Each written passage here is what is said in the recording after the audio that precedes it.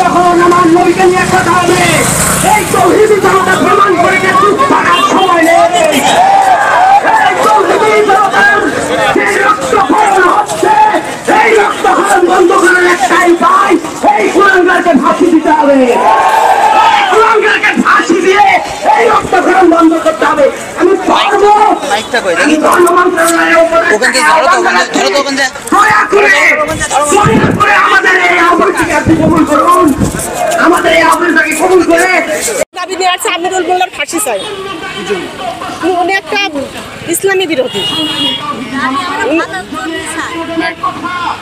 উনি একটা ইসলামী বিরোধী। উনি আমাদের 5 জনকে নিয়ে গেছে একদম বিনা অপরাধে, ওনাদের কোনো দোষ নেই, ওনারা খুব ভালো, তাই আমরা ওনার ফাঁসি চাই।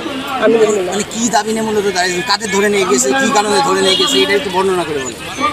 ওনারা তো কিছু জানে, একটা খ্রিস্টানের স্কুল ওদেরকে অনেকে অন্য লোক পুরাই দিয়েছে, কিন্তু এনার 5 জনের উপরে দোষ দিয়েছে, কিন্তু এনারা সেদিন কিছুই জানে না। তারপরে ধরে নিয়ে গেছে। এখন কি যাচ্ছে? এখন চাচ্ছে আমরা সরকারের কাছে আমাদের একটাই আশা, যে আমাদের 5 জনকে ছেড়ে দেয়। আর আমি এখানে ধর্ম বিরোধী কথা বলে, আমরা নাকি খ্রিস্টান, ওই মুসলমান, এইভাবে দাবি করে। এই জন্যই তাকে এই পাশে যে হলো দেশ স্বাধীন করার জন্য সবাই ওই দিনে এই বাড়ি হলো আগুন ধরে ছেলেপিলি সব এই আগুন জ্বালাইছিল, মানে আপনাদের হাজার হাজার বিক্ষোভ সেদিন কার নাম বলবো আর কার কথা বলবো। ওখানে তো আপনার কেউ এখন ছিল না, বলছি ওখানে তো না, আমার স্বামী ছিল না, আমার স্বামী ছিল দিনাজপুর, সে এখন 1 নম্বর আসামি। আর আমার ছেলে, সেটা তো হাজার হাজার লোক ছিল, সেখান থেকে লোক থাকে একাত্তরে কি চান, মানে হ্যাঁ আমরা তার ফাঁসি চাই।